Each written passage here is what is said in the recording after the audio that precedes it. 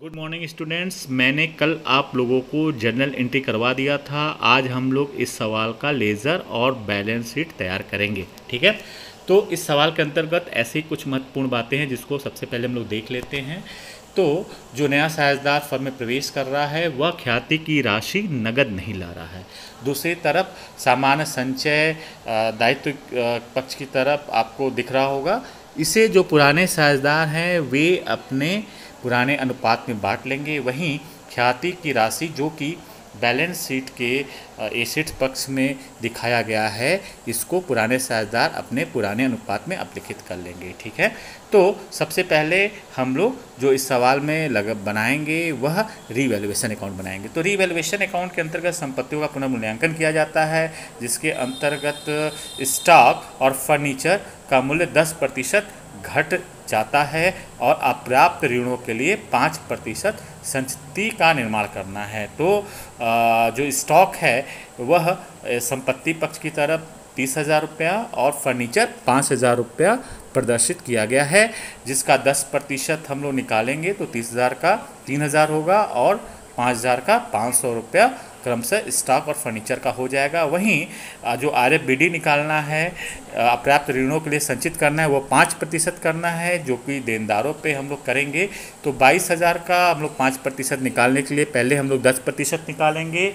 तो 22,000 का 10% 2,200 होगा और 2,200 का आधा कर लेंगे तो 5% निकल जाएगा, जो कि 1,100 रुपया होगा। उसके लिए हम लोग जनरल लेज़र हम के अंतर्गत मतलब रीवैल्यूएशन अकाउंट के अंतर्गत हम लोग टू स्टॉक 3,000, टू फर्नीचर 500 और RFBD 1,100 हम लोग दिखाएंगे।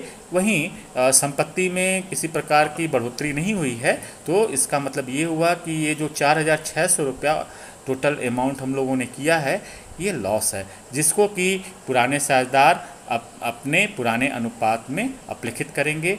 तो उसके लिए जो एंट्री की जाएगी बाई एज कैपिटल और बाई बीस कैपिटल, जो कि अपने पुराने अनुपात में इसको बांट लेंगे अथवा अपलिखित करेंगे, जो कि ए के पक्ष में 3,450 रुपया और बी के पक्ष में 1,150 रुपया आएगा। ठीक है, तो इसके बाद हम लोग बैंक अथवा कैश अकाउंट बनाएंगे। तो हम लोग देखते हैं कि क्या दिया हुआ है प्रश्न में। हाँ, यहाँ दिया हुआ है बैंक में रोकड़। तो यदि प्रश्न में बैंक में रोकड़ दिया गया है तो बैंक अकाउंट बनेगा, कैश में रोकड़ दिया गया होता तो कैश अकाउंट बनाते। यदि बैंक में रोकड़ और कैश दोनों दिया गया होता तो कोई भी विकल्प हम लोग अपना सकते थे।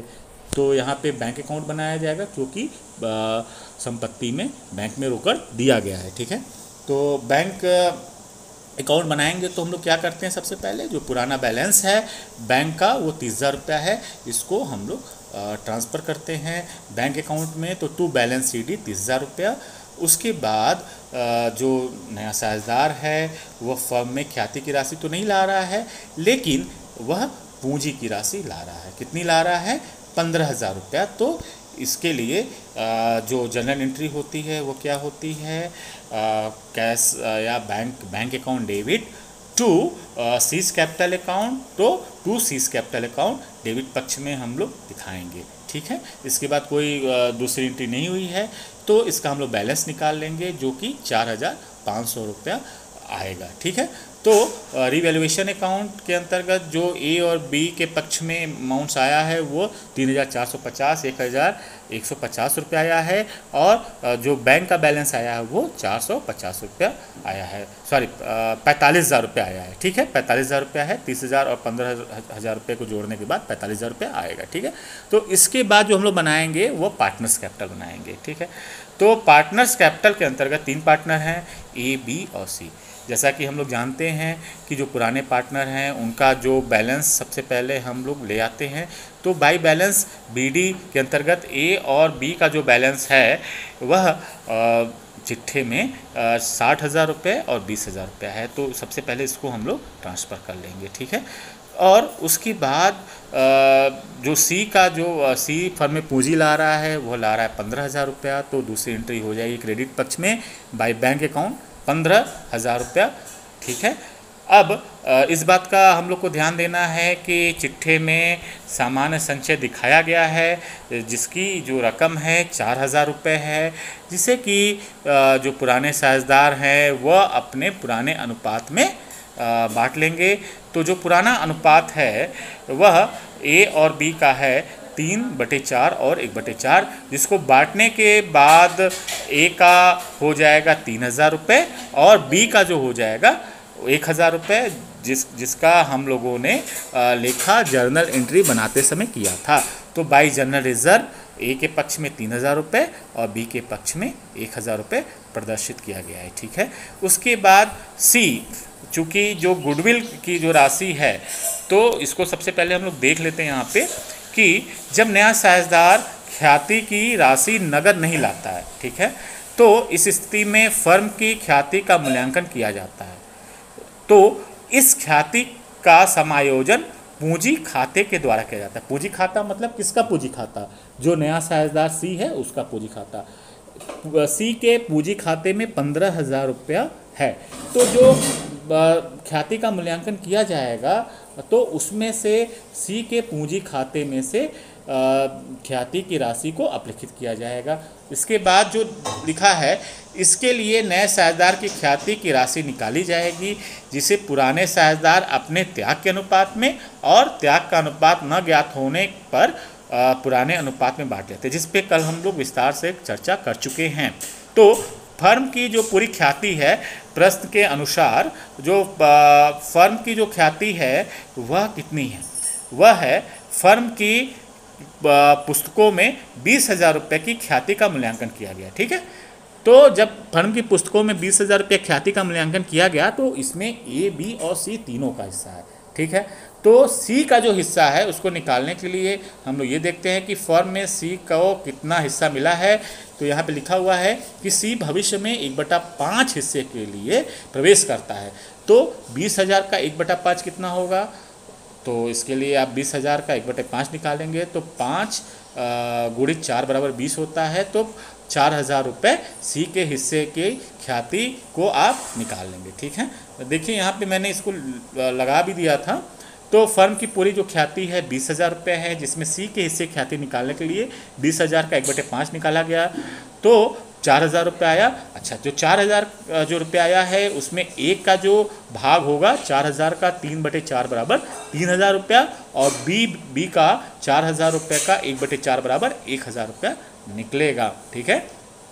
जिसे पुराने साझेदार अपने पुराने अनुपात में क्या करेंगे? उसको अपने पूंजी खाते में ट्रांसफ़र कर लेंगे।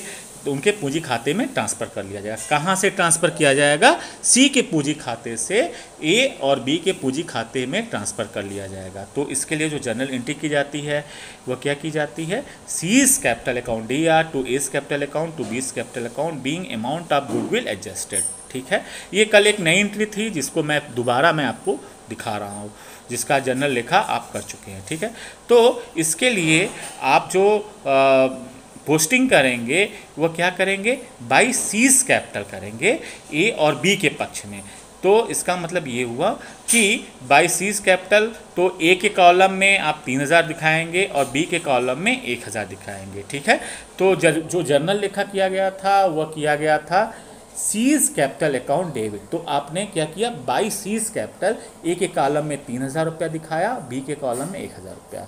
जर्नल से लेज़र हम लोग बनाते हैं तो हम लोग क्या ध्यान देते हैं कि जिस मद का हम लोग लेज़र बना रहे हैं उसकी पोस्टिंग प्रॉपर होनी चाहिए। इसलिए क्रेडिट पक्ष में आपने जो लिखा था वो लिखा था बाई सीज कैपिटल अकाउंट या to A's capital to B's capital. तो ये देखिए ये यहाँ पे है टू एस कैपिटल अकाउंट 3,000 रुपया टू बीस कैपिटल अकाउंट 1,000 रुपया। तो यहाँ पर सी के कॉलम में आप उसको दिखाएंगे। ठीक है। अच्छा, तो इसके बाद जो गुडविल जो कि फर्म के चिट्ठे में प्रदर्शित किया गया है जिसकी राशि है ख्याति की राशि 25,000 रुपये है, जिसका अपलेखन किया जाएगा ए और बी के पूंजी खाते से। तो कल आप लोगों ने इसका निकाला था 25 10,000 का 3/4 और 25,000 का 1/4 हिस्सा ए और बी के पूंजी खाते से अपलिखित किया जाएगा, जिसके लिए लेज़र बनाते समय आप लिखेंगे टू गुडविल अकाउंट। तो इसका जो जर्नल लिखा जब मैंने कल करवाया था तो क्या कराया था जरा याद कीजिए। A's capital account DR, B's capital DR to goodwill account. तो ए का जो राशि निकला था वो 18,750 रुपया निकला था, जिसे आप ए के कॉलम में दिखाएंगे, बी के कॉलम में 6,250 रुपया दिखाएंगे और सी के कॉलम में, क्योंकि सी का इससे कोई लेना देना नहीं है इसलिए डैश कर देंगे। वहीं रीवैल्यूएशन में जो हानि हुआ है वह हानि हुआ है मतलब 3,450 रुपया ए के पक्ष में, ए के पूंजी खाते से इसको अपलिखित किया गया है और बी के पूंजी खाते से 1,150 रुपया अपलिखित किया गया है, जिसे आप पार्टनर्स कैपिटल के अंतर्गत टू रीवैल्यूएशन अकाउंट ए के कॉलम में 3,450 रुपया और बी के कॉलम में 1,150 रुपया इसको आप लिखेंगे। ठीक है।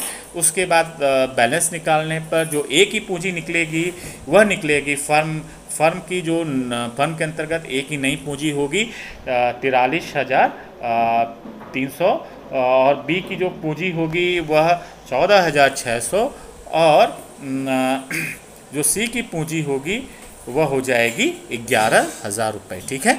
इसके बाद हम लोग बैलेंस शीट तैयार करेंगे।